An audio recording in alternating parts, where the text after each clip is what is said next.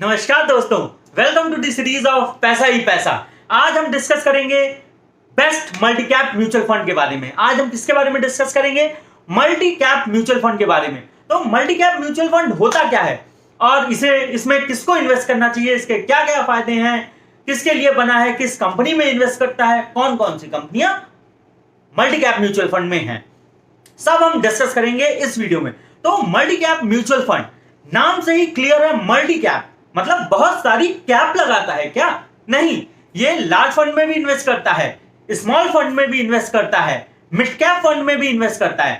That is हर market capitalization की कंपनियों में ये इन्वेस्ट करता है। Large cap, mid cap, small cap, सभी फंड साइजेस की कंपनियों में इन्वेस्ट करता है। And more importantly across all sector. मान लीजिए कोई मल्टी कैप फंड है, आपने उसमें 100 रुपए दिया, तो उसका fund manager, first of all multi cap choose करने में बहुत इंपॉर्टेंट चीज ध्यान रखना चाहिए कि वो उस मल्टी कैप का फंड मैनेजर कौन है, कितने साल से है, उसकी क्रेडेंशियल्स क्या है और वो पास्ट में कितना अच्छा रिटर्न दिया है। फॉर एग्जाम्पल बहुत सारे म्यूचुअल फंड है, एसबीआई के हैं, आईसीआईसीआई के हैं, पराग पारिक का है, डीएसपी का है, बहुत सारे। तो आपको पास्ट रिटर्न देखना चाहिए कि क्या है, कितने साल से वो मल्टी कैप म्यूचुअल फंड चल रहा है, किस किस कंपनियों में उसकी होल्डिंग है और किस किस सेक्टर में उसकी होल्डिंग है। तो मल्टी कैप सबसे अच्छा उन लोगों के लिए इन्वेस्टमेंट का जरिया है जो कि टेंशन नहीं लेना चाहते, जो कि इन्वेस्टमेंट करके भूल जाना चाहते हैं और अच्छा रिटर्न चाहते हैं। क्यों अच्छा रिटर्न आता है? क्योंकि नाम से ही क्लियर है, मल्टी कैप। इसमें जो आपका फंड मैनेजर है उसके पास फ्रीडम होती है इन्वेस्ट करने की, लार्ज कैप में, स्मॉल कैप में, मिड कैप में एंड अक्रॉस डाइवर्स सेक्टर। तो जिस हिसाब से कंपनियां ऊपर नीचे चल रही हैं, जिस हिसाब से कंपनी उस समय परफॉर्म कर रही है, फंड मैनेजर के पास फ्रीडम होती है, वो फंड शिफ्ट कर सकता है small cap to large cap to mid cap, mid to small and vice versa, depending on bearish और bullish run of the market. तो इसमें बहुत इंपॉर्टेंट चीज है कि फंड मैनेजर का बहुत बड़ा रोल हो जाता है कि फंड मैनेजर कैसा है। अगर फंड मैनेजर अच्छा है और उसके पास विजडम है, उसके पास नॉलेज है, उसके पास फाइनेंशियल लिटरेसी बहुत अच्छी है, तो वो आपके पैसों को इंडेक्स फंड से बहुत ज्यादा रिटर्न देगा। और अगर बुल रन है तो वो स्मॉल कैप में इन्वेस्ट करेगा, अगर बियरिश रन है तो लार्ज कैप में इन्वेस्ट करेगा। वो देखेगा कि डाइवर्स सेक्टर में इन्वेस्ट करे। जब टेक्सटाइल सेक्टर कम कर रहा है तो वो आईटी सेक्टर में, बैंकिंग सेक्टर में कर देगा इन्वेस्ट। जब बैंकिंग सेक्टर कम कर रहा है तो लेट्स से फार्मा अच्छा कर रहा है तो फार्मा की कंपनियों में इन्वेस्ट कर देगा। तो कहने का मतलब है कि यहां पे बहुत सारी पॉसिबिलिटी है, बहुत सारा पॉसिबिलिटी है अच्छी कंपनियों में इन्वेस्ट करने का।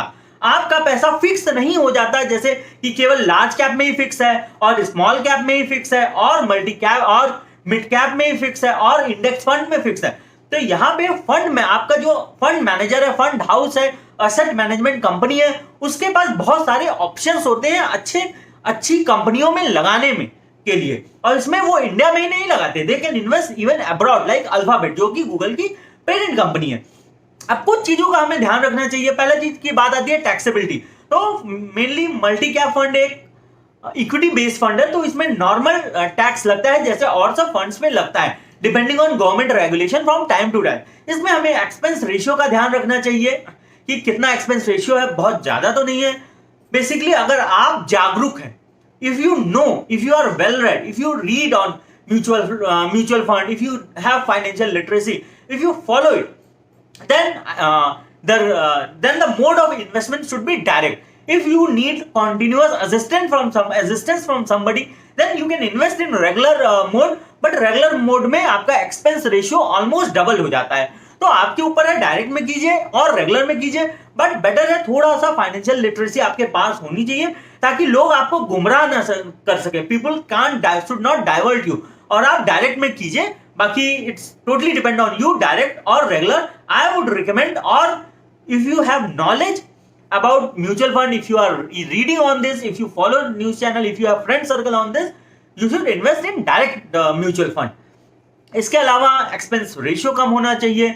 इसके अलावा वो किस सेक्टर में इन्वेस्ट किया है, कौन कौन सी कंपनीज में इन्वेस्ट किया है और कौन कौन से सेक्टर्स में इन्वेस्ट किया है, ये हमें पता होना चाहिए। और हमें कंटिन्यूअस इसको सुपरवाइज करना चाहिए। कंटिन्यूअस का let's say once in a month और वंस इन 3 मंथ आपको देखना चाहिए अपने फंड के बारे में कि वो आज की डेट में कहां इन्वेस्टमेंट कर रहा है और उसका रिटर्न कैसा आ रहा है। अगर उसका रिटर्न अच्छा नहीं आ रहा है then you can shift from one fund to another.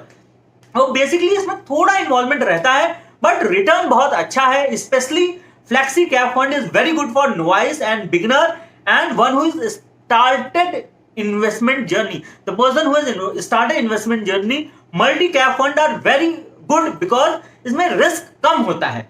Risk कम होता है बिकॉज आपका इन्वेस्टमेंट डाइवर्सिफाइड है, large cap, small cap, mid cap, across various sectors. इसमें कोई फिक्सेशन नहीं है कि हमें यही करना है। तो इसलिए diversification with in small cap, large cap, mid cap, diversification with in sectors, pharma sector, banking sector, IT sector etcetera, इसलिए ये फंड काफी अच्छा हो जाता है। और अगर आप ड्यू डिलीजेंस के साथ इस फंड में इन्वेस्ट करते हैं तो आपका रिटर्न अच्छा होगा।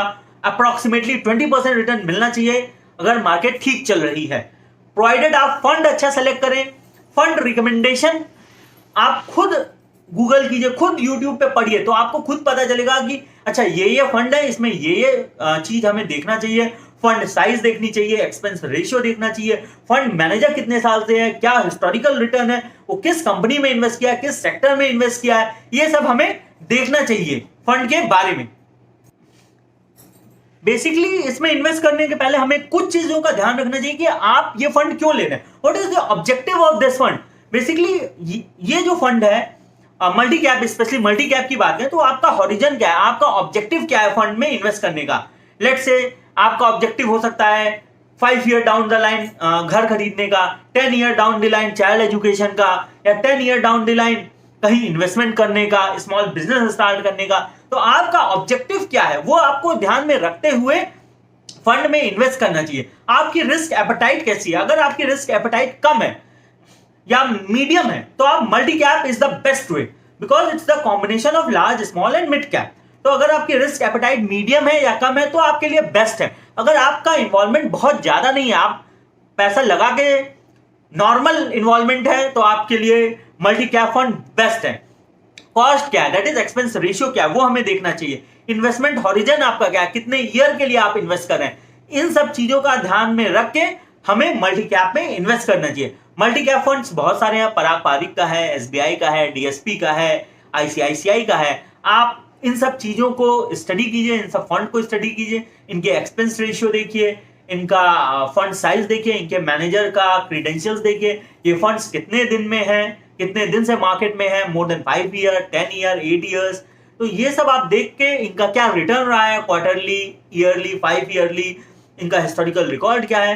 You can make an informed decision to invest in mutual fund if you are low to medium risk appetite person, want to have very good returns, want to have investment in stock market if you are novice or beginner or old age people, or want to have decent sum of return with less involvement, multi cap is the go ahead. So this was all. Thank you very much. Jai Hind.